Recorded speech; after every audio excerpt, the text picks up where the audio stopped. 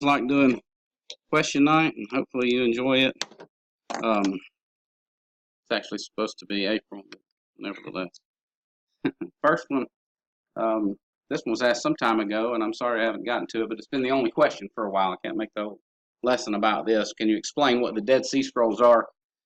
Um, say there's a lot of, I don't know if there's a lot of confusion about it necessarily about what they are, but certainly some interest, and that would be proper. Of course, I mentioned these this morning as having the oldest known copy of Isaiah. We talk about manuscripts and things like that, and we're talking about the oldest ones, especially the Old Testament, because these are all Old Testament manuscripts, except for a few. None of them are New Testament. I will say that. We talk about a manuscript. A manuscript is something that's in the original tongue. So we have quite the oldest copies that we had of what would be the Old Testament before the Dead Sea Scrolls were found would have been Greek copies, from about the 3rd century or so.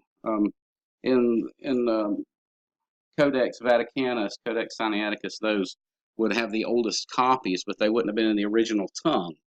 They would be what we call the Septuagint. Well, with the discovery of the Dead Sea Scrolls, that put this really far back, because before that, the oldest Hebrew of the Old Testament that was known would have been fairly late, really, 7th century, 8th century AD. But with the discovery of these, they've all been dated as pretty much pre-50 BC, and a lot of them about 200 BC, maybe even a little earlier than that.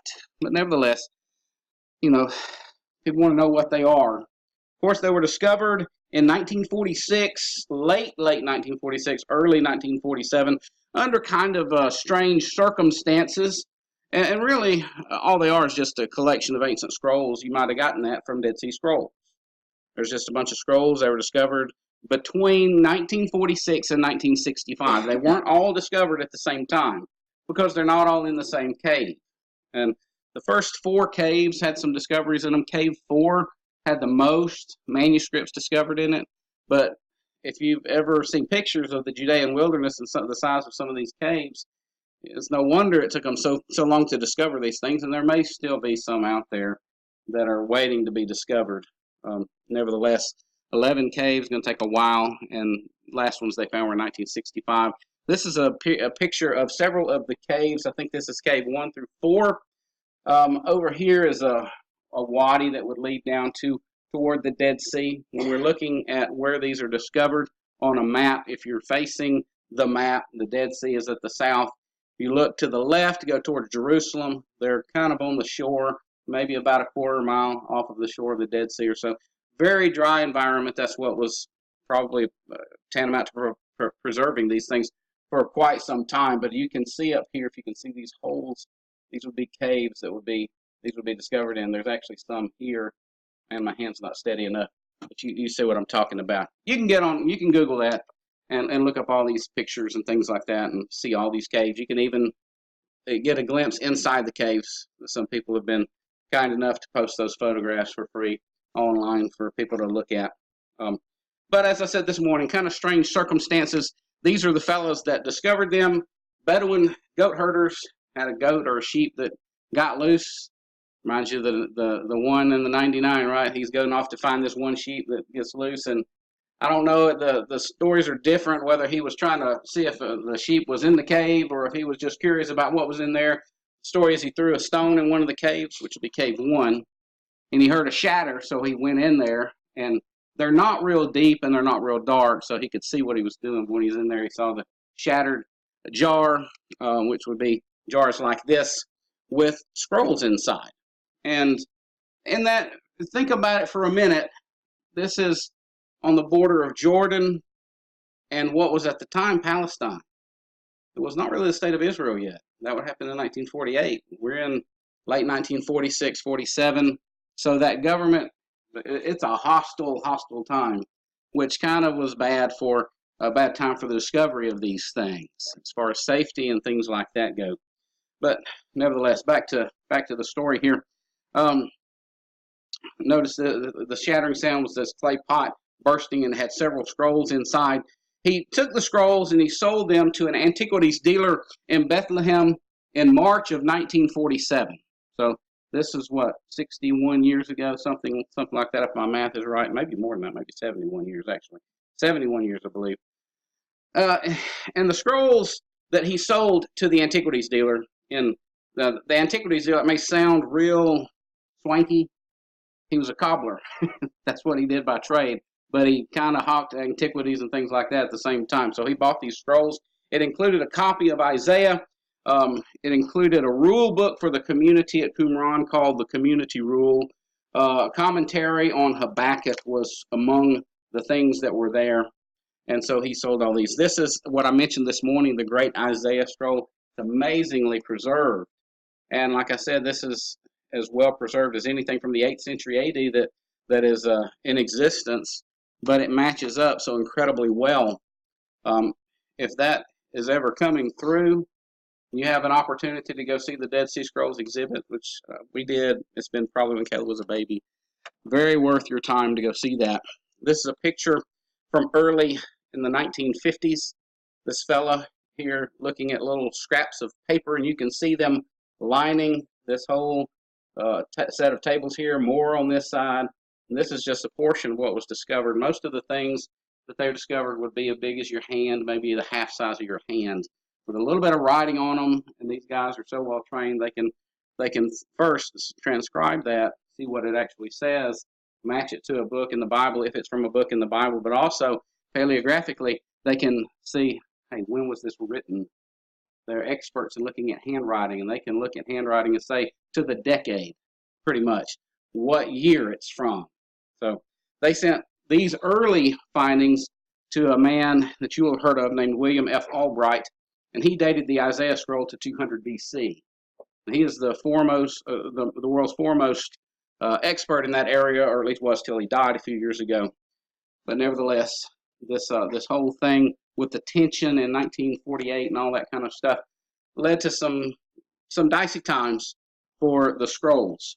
Well, 4 of the scrolls were even taken to the United States, where they sought a buyer, and they finally found a buyer. But check this out. This was in the Wall Street Journal Classifieds in 1954. It says the 4 Dead Sea Scrolls, biblical manuscripts dating to at least 200 BC, are for sale. This would be an ideal gift to an educational or religious institution by an individual or group. You believe that they were selling these things in the Wall Street Journal in the 1950s. And they did have a buyer who was a foreigner, and he actually took them back to Israel to put in for them to study them there and all of that. So anyway, after a few more discoveries in various caves by the Bedouins over the next few years, they discovered 3 or 4 more caves. Then the government of Jordan decides, well, we need to get involved in this, and they go and they do sonar takings and all this kind of stuff in the area, find a couple of more caves, and they end that in, like I said, 1965, I believe it was. But they find several more scrolls and fragments. As far as the Dead Sea Scrolls go, they were even looked at for a while by many people as being some mystical thing. And there was all kinds of misinformation out there. You might remember seeing this book. It was called The Dead Sea Scrolls Deception, put out in 1991 by Michael Bygent and Richard Lee, 2 men. And they claim in that book that the Catholic Church was suppressing the content of the scrolls because the scrolls, what was discovered there, went contrary to Catholic Church doctrine. And I hate to tell them, the Bible does that already. You know, we don't have to discover anything. We already know that the Catholic Church ain't right with what they teach. Nevertheless, that kind of thought process was out there. Actually, a lot of people actually thought or had hoped that these scrolls would contain some eyewitness accounts of Jesus that would date back to the days of Jesus, or give some insight into early Christianity. Well, they don't do that. Simple reason is Jesus was not born when they were written and sealed and put in these caves. So nobody would know about him. They just don't contain any insight into Christianity. It's just too early. But it did take a long time to publish the content of the scrolls. That was due to a couple of factors, really. I showed you the picture of the man translating, looking at the scrolls.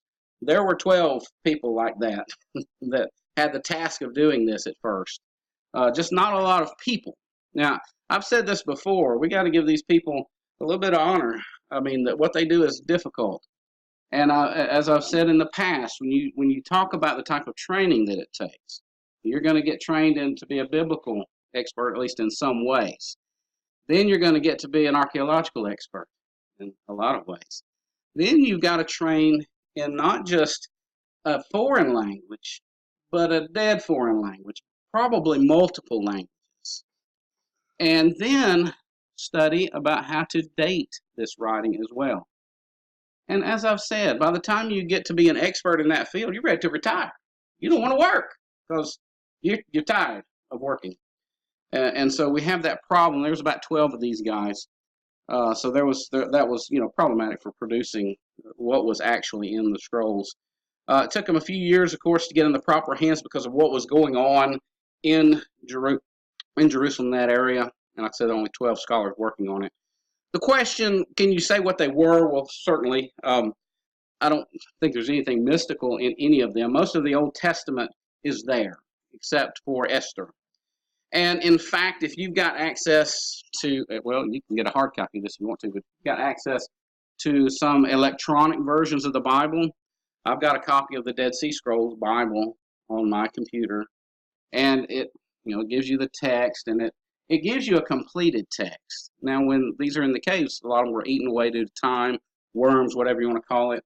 And so some of the writing is missing, and they fill that in. When they have the Dead Sea Scrolls Bible, they'll fill in those words to what they should be to match the text, but they'll put them in parentheses or something so you'll know that this is not something they visibly saw, but the other things are.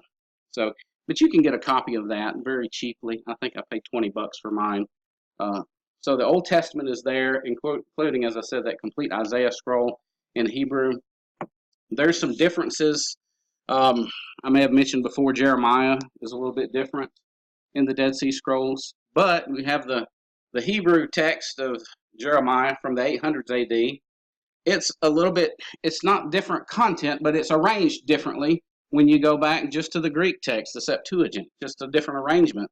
Well, when you look at the Dead Sea Scrolls, it's an even different arrangement for either one of those. Well, Jeremiah really didn't care about chronology, so it doesn't matter. So just thinking about those things. The stories are together in all three of them. The other things that are in there, there's also something called the Book of Jubilees. Basically, that's instruction on the timing of Jewish feast days. It will be extra, of course, extra biblical. Something called the Book of Enoch, which some have said is referenced in the Book of Jude in the New Testament. Some people would doubt that would be the same book, but of course is possible. I don't know. I don't know if they have enough of the Book of Enoch to make that determination. There's something called the Copper Scroll, which you may have heard of. It's actually mashed out, flattened copper with an indentation of words on it. And what that is basically supposedly locations of different hidden treasures all around the area of Palestine. Some up to 200 talents of gold and things like that. Most people think it's just some hoax or something like that. And there's something called the War Scroll. It's also known as the War of the Sons of Light against the Sons of Darkness, or the War Rule, or the Rule of War. Basically, it's a manual for military organization and strategy. And really, when you get down to it, talking about all these different things that are in there, I could go on and on and on if I had it written down, but I'm not going to do that to you. There's a lot of stuff there. Most of it is Old Testament things, and it matches up very well to what we already have. So hopefully that'll help in your further studies on that if you choose to do that. But as I said, they're very valuable because they are the oldest copies that we have. So that at least is important in some ways. Next song. I've got this song on my mind. Why do some people lead singing using a pitch pipe or wave their arm? And then the follow-up question, is it necessary to do that? Well, talk about that one for a minute, because you notice when song leading is done here, some people do it, some people don't. So anyway, let's talk about it for a minute as far as why they would do that. As I said, it's a great question.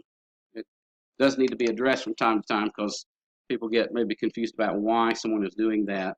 I've even someone may even say someone's trying to draw attention to themselves by doing that, and that's not the case as far as that goes.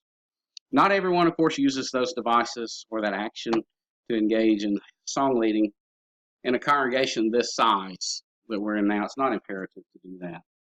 Now, if you get to a congregation that maybe has 100 people, it's going to start getting dicey if you don't mark time, if you don't get the pitch.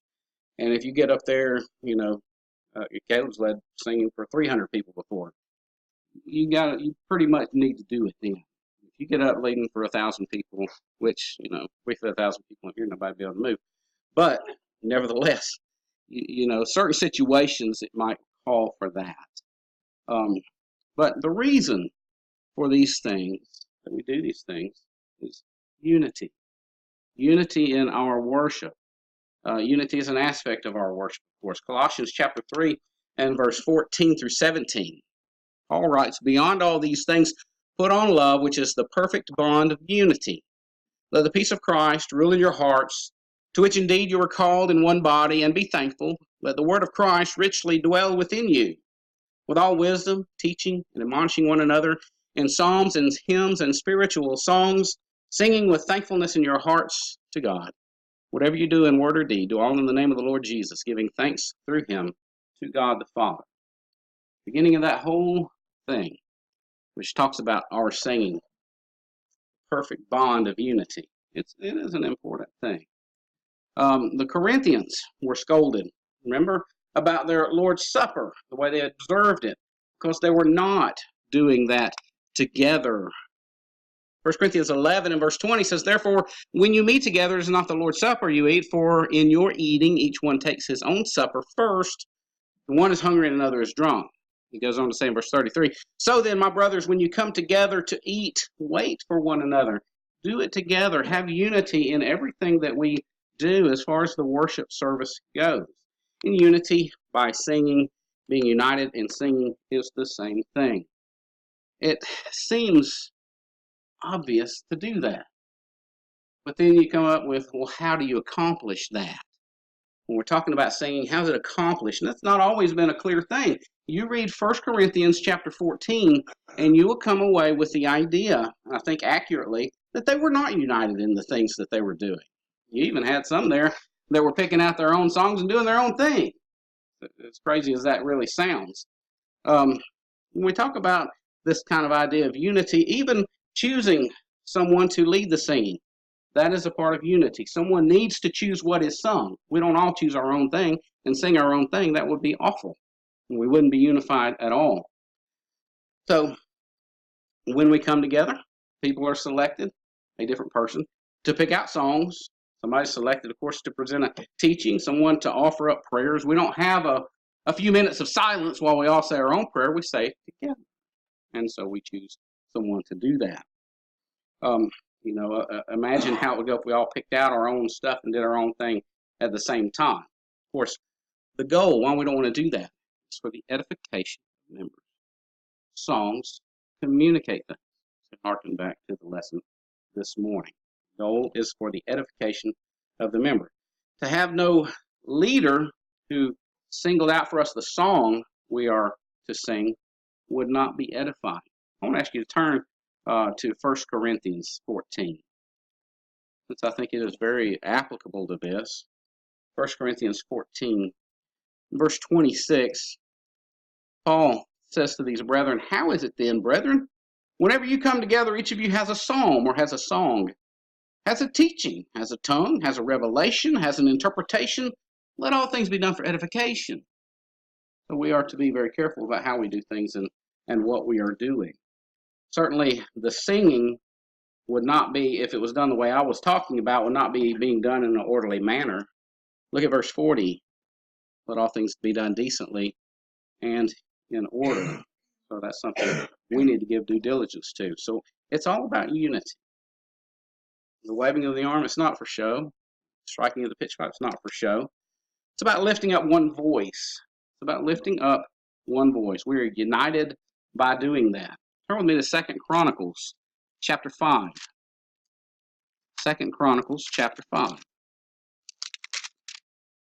And read verse 11 And it came to pass, when the priests came out of the most holy place, for all the priests who were present had sanctified themselves without keeping to their divisions. And the Levites, who were the singers, all those of Asaph and Heman and Jeduthun, with their sons and their brethren, stood at the east end of the altar, clothed in white linen, having cymbals, stringed instruments, and harps with them, 120 priests, sounding with trumpets. They had unity in this in the Old Testament. Notice they were standing together. They sanctified themselves without keeping to their divisions. The Levites, who were the singers, and those of Asaph, Heman, and Jeduthun, with their priests and their brethren, stood at the east of the altar, clothed in white linens, stringed harps. They were ready to sound together. We go on to 1 Chronicles chapter 16 now. 1 Chronicles chapter 16 and verse 7. 1 Chronicles chapter 16 and verse 7. Asaph, he's going to be one of the first song leaders. It says, on that day David first delivered this psalm into the hand of Asaph and his brethren to thank the Lord. And it gives the song following that. Looks like all the way through verse 19, possibly, or maybe further. Well, actually through verse 22, it looks like, I'm looking upon it more. So there's always been this idea of unity and a leader for singing. If you look at Ezra, the book of Ezra now,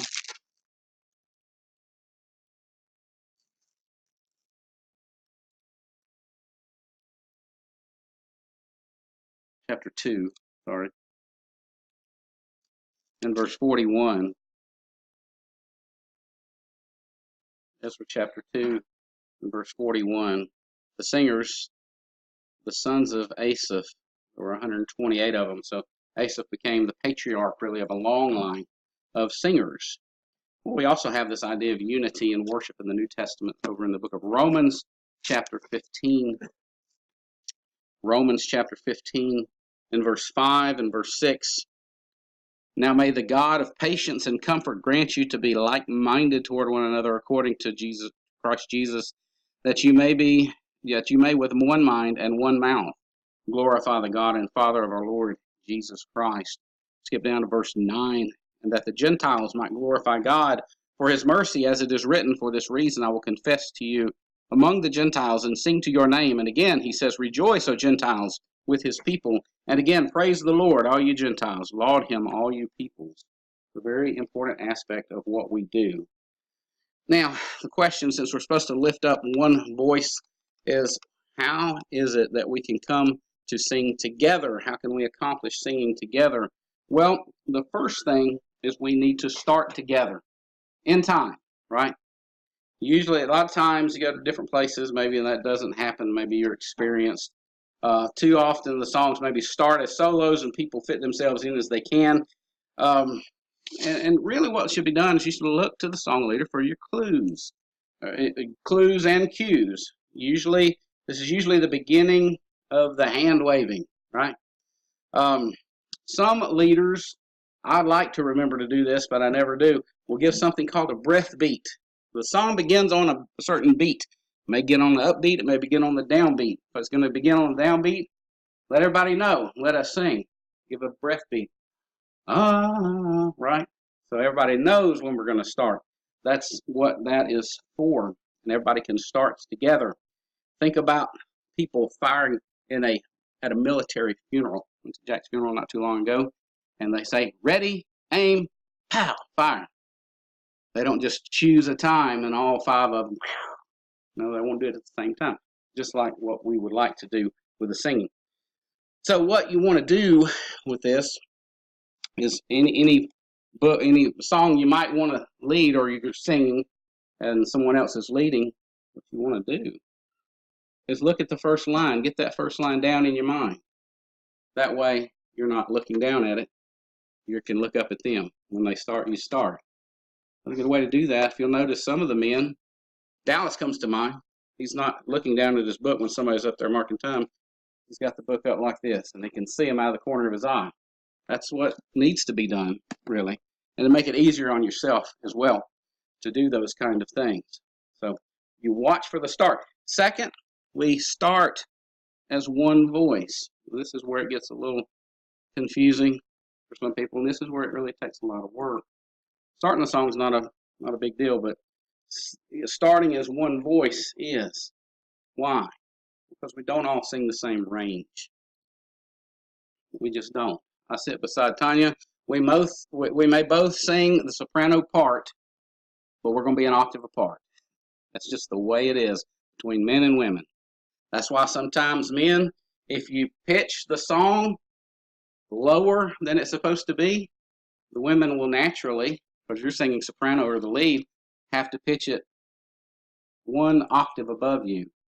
But if that's awkward and they can't do it, well, then they've got to go 2 octaves above you, and they can't do it. So it makes it kind of hard. The songs are designed to carry certain ranges, and we need to keep that in mind. We don't have the same range. Women and men can't easily hit the same notes, but we can sing in the same key. We can sing in the same key. And that's important to remember as well.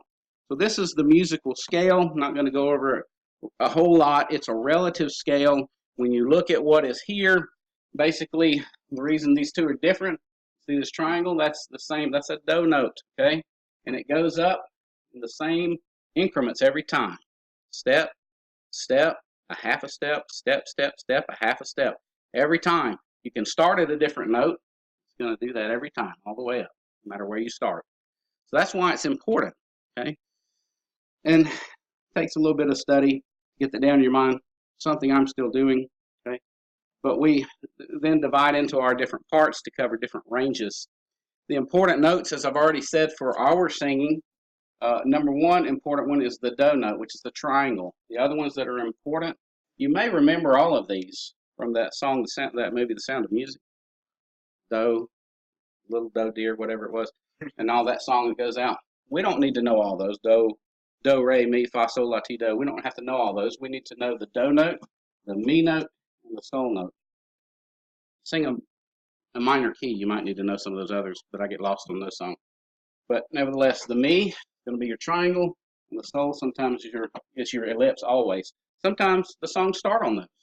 So when you hit your do note on your pitch pipe, you have to hum up or hum down, whatever is appropriate. And we can all start in the right key on the same note and start together. You know these notes, do, mi, sol. Oh, say, can you see? That is do, re, mi. Or do, mi, sol. Sorry. Do, mi, sol. So we're very familiar with them. We just don't usually know it. So one of the reasons we don't start together is we don't know where to start. If we don't know the do, we cannot be certain of the key till we hear a few notes, and that kind of muddies up the song a little bit and can take a while to get it back in the right way. So pitch pipe is what that is for. Pitch pipe is for the purpose of giving the do note. And by having that standard, the song is fixed to the range of the singers. So if you ever had trouble because the song was too high or too low after you started it off, pitch pipes do away with that. You know where to start. You match your voice up to it, and you start on that note, and you'll be there pretty much. You know, it'll take you as long to get back in it. They're not an instrument. I've heard different people say that before. They're not an instrument. You can't play these things. Trust me, I've tried. I like music. That little one you blow into, you can't play. The other one's a pocket tones you can buy online. But I really like the pitch apps. I think these are much easier to use to me. A lot more screens there that can be used by different people. And this one was free. I have it on my phone. That's actually from my phone. So at any rate, you know, they're not an instrument. They're not played during the song. Can't play melodies on them or anything like that. The song leaders here, they give the do note out loud. Then we have to move up the scale, the actual starting note, mi or sol. And you can tell the starting note in our songbooks by the shape of the notes, of course, as I already said. And the various parts can figure out their starting point from there and include the melody. So we have those things. We practice unity by starting together in time. We practice unity by starting as one voice. And we practice unity by staying together. That's what this arm movement is all about, okay? It's not just moving it around, you know. Anybody can do that, really. It takes practice at home. You give a beat, kind of like the beat of a drum. If you need practice at it, you can actually download one of these things. This is an old one. All you're doing is keeping time. It's a metronome. All you're doing is keeping time. Easy peasy, really simple. And like I said, you can download that to your smartphones as well. At any rate, moving on. So if you haven't learned beating, you can just tap the air, you know, and that keeps everybody, if they're looking at you, keeps them in time. It's pretty simple. Watch the leader. You know, another way we stay together is the movements. We show unity by using the same volume. Big movements mean loud. Small movements quiet down a little bit. We have some songs where that becomes necessary. So that's all I got to say about that. And go to the next question here. This is the most interesting question, I guess. I went over some of this before, but there's some new stuff in here. Next question: what secular evidence for Jesus exists outside of the New Testament? Well, quite a lot, but I want us to consider some things before we get into that. Considerations are Jesus, remember, not a famous person the world over. No, or really nobody hardly knew about him outside of, you know, a 60-mile linear space and about 10 miles wide. In the world, Jesus, he was the son of a carpenter. His parents were working class people. It was not a position that's going to lead to fame. He was not a partaker of higher education the way we think of higher education. Of course, he was the highest education, right? But he didn't go to college, at least not that I've ever been able to see. All of Jewish children had access publicly to public schools, just like the children today. But, you know, their parents, even then, could choose to educate them at home. They could choose, of course, if they could afford it, to send them to university. But most people didn't, and I would say people then that were like Mary and Joseph probably could not afford that. Most Jewish leaders did go to some sort of higher education. Paul mentions that. He mentions sitting at the feet of Gamaliel, who was a renowned scholar, even today in history is renowned. His years of public teaching only spanned about 3 years. And here we sit, still today, honoring him and worshiping him, memorializing his death every Sunday for a 3-year span of teaching in a little space. His teaching, as I said, only covered a very small area of the world, really the area of Galilee and the vicinity right around Jerusalem, except for the one time that's recorded for us in John 4, where he went through Samaria and talked to the woman at the well. This is really remarkable. He didn't take up any arms or anything like that. He didn't actively amass great numbers of followers like some others tried to. He wasn't a troublemaker. He was killed, actually, at the very height of his fame after 3 years. And the ones in power actually tried to make his followers fearful enough to abandon his teachings. Now, with that as a background, if Jesus was a mere man, you would not expect to find any secular first-hand writing about him. The fact that we have any shows God's hand in this, right? But there is quite a bit. First one I want to talk about, and I'm not handling these in order, but nevertheless, Cornelius Tacitus, probably heard that name before. He wrote 2 histories of Rome. One is the Annals, goes from the death of Caesar Augustus in 14 AD to the death of Nero in 68 AD, and something called the Histories, goes from the death of Nero in 68 AD to the death of Domitian in 96 AD, and Tacitus, of course, died in 120 AD. Now, Tacitus was a one-time Senate member in Rome, and I mentioned this before. What makes him so interesting is he doesn't rely on these just accounts of people that might have seen something here and there. He actually studied what's called the Actus Senatus, or the Senate Acts of Rome. And he had access to that library in Rome where things were recorded like that. And if they put people to death, they had to put that in writing and send it to the Senate for them to put in their library. And during the reign of Nero, he wrote this: Christus, from whom the name had its origin, suffered the extreme penalty during the reign of Tiberius at the hands of one of our procurators, Pontius Pilatus.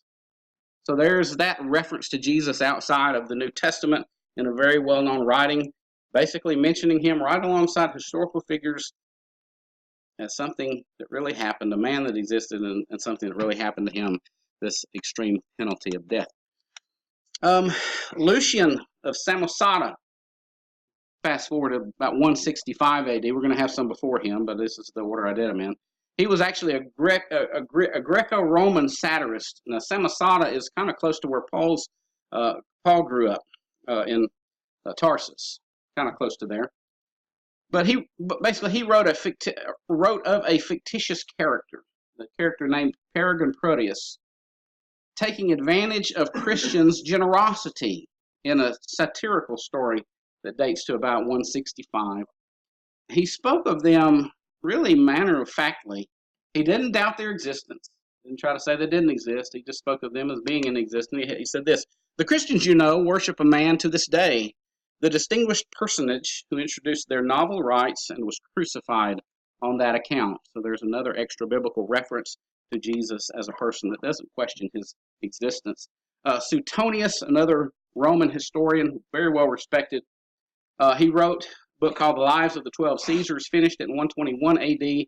In his work, he records something very interesting about Claudius Caesar and his expulsion of Jews from Rome in 49 AD.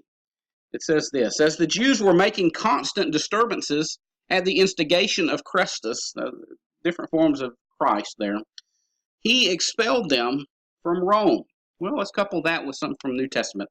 Acts 18 and verse 2. "And he found a certain Jew named Aquila, born in Pontus, who had recently come from Italy with his wife Priscilla, because Claudius had commanded all the Jews to depart from Rome, and he came to them." So extra biblical, the biblical matches up extremely well. Another extra biblical reference: Pliny the Younger. He was a ruler, governor, imperial governor of Bithynia, the province, beginning in 110 AD. Now, Bithynia is the northern part of Turkey, present-day Turkey. What he did, he wrote to the Emperor Trajan in 12 AD, and his concern was, how am I supposed to handle the Christians that we're finding here? Christianity was illegal.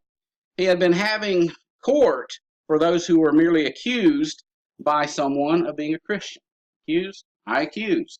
And you're brought to court because you've been accused of being a Christian. If they were found to be one, they got to bow before the statue of Trajan and renounce Christ or be killed. So many were being put to death that way that he wondered whether he should continue in that course of action or be more selective in what he was doing. Trajan informed Pliny that he shouldn't seek them out, but merely persecute those who were caught in the normal course of the day. But notice their crime was being a Christian. So there we have another extra biblical reference, at least to Christians there. Another one, this guy actually wrote in the late first century, latter half of the first century. We don't have any of his original works, no extant works. Basically, all we have of Thallus, his name is an early Roman historian. We know that he wrote a 3-volume history from the fall of Troy to about 109 BC. Most of that's been lost to time. Part of his histories have been preserved in quotations from other ancient historians and writers. And what I'm going to quote to you is a quotation, actually, from an early Christian historian named Sextus Julius Africanus. He wrote in 221 AD, and he quotes Thallus. He says, "On the whole world there pressed a fearful darkness, and the rocks were rent by an earthquake, and many places in Judea and other districts were thrown down. Thallus calls this darkness an eclipse of the sun in the 3rd book of Histories. Without reason, it seems to me." So he's trying to be the Christian apologist, explaining what Thallus wrote, and Thallus was just trying to explain away the darkness at Jesus' crucifixion. So he said, it's unreasonable really to me for him to do that. The reason it was unreasonable is because there could not have been an eclipse at the time of the full moon. It lets us know that the darkness described at the crucifixion was well known, and some sought a naturalistic explanation of it. But we do know, and everybody would say this, that's an expert in this field, that solar eclipses are impossible on the Passover. So could not have been that. Next, Mara bar Serapion. This one was kind of new on me. He was a Stoic philosopher, and he was in prison, and he wrote a letter to his son encouraging him in his pursuit of wisdom. This is what he had to say. Now, the yellow parts are interesting because they refer to Jesus. What advantage did the Athenians gain from murdering Socrates? Famine and plague came upon them as a punishment for their crime. What advantage did the men of Samos gain from burning Pythagoras? In a moment, their land was covered with sand. What advantage did the Jews gain from executing their wise king? It was just after that their kingdom was abolished. God justly avenged these three wise men. The Athenians died of hunger, the Samians were overwhelmed by the sea, and the Jews, desolate and driven from their own kingdom, live in complete dispersion. But Socrates is not dead because of Plato. Neither is Pythagoras because of the statue of Juno, nor is the wise king because of the new law he laid down. That's not even a Christian, being quoted here as just having Jesus existed. Another one, a Jewish source, Josephus. So a very well-known passage here. And Josephus recorded two histories, the Wars of the Jews, Antiquities of the Jews. There are two references to Jesus in his work, Antiquities of the Jews. And it says this one says this, about this time there lived Jesus, a wise man, if indeed one ought to call him a man, for he was one who performed surprising deeds and was a teacher of such people as accept the truth gladly. He won over many Jews and many of the Greeks. He was the Messiah. And when, upon the accusation, the principal men among us, Pilate, had condemned him to a cross, those who had first come to love him did not cease. He appeared to them, spending a third day restored to life, for the prophets of God had foretold these things, and 1,000 other marvels about him. And the tribe of the Christians, so called after him, has still to this day not disappeared. Now, this is the earliest manuscript we have of this, and exactly how it's worded, but many think that this is not original, that these words are added that I'm marking out. So it would really read, about this time there lived Jesus, a wise man, for he was one who performed surprising deeds and was a teacher of such people as accept the truth gladly.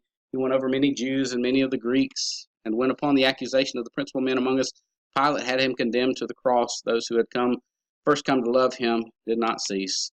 And then the rest of that taken out, and the tribe of Christians, so called after him, has still to this day not disappeared. They say that because there's no indication that Josephus ever honored Jesus as the Messiah, and for him to write that and then still live the way he did would be preposterous, but nevertheless possible.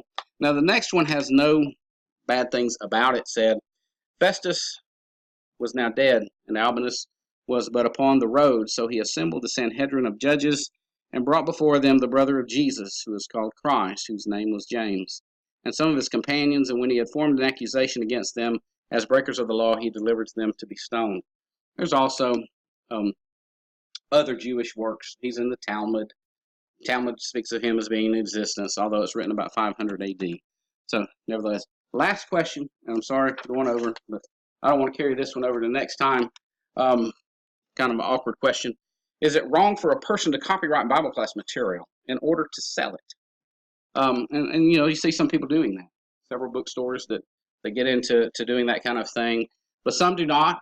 Have up here, this is David Padfield's site, Church of Christ in Zion, Illinois, Centerville Road. Good material on there. It's free. You can download it. You can take it to the Kinko's and print it out and put it in a binder and all that kind of stuff. Or if you choose, you can go to maybe CEI bookstore and buy something that's ready done. Have it shipped to you and it's ready to go. Now, is it wrong? I don't think it's wrong to copyright Bible class material. You know, a copyright is taken of something that is original material. If you're coming up with the questions, you're coming up with all the different things there, you know, the class plans and all that kind of stuff, then go ahead and do that. And there's a reason to do that. First of all, got to acknowledge creating curriculum is tedious work if you've ever done it. Very, very difficult to do, and very time consuming.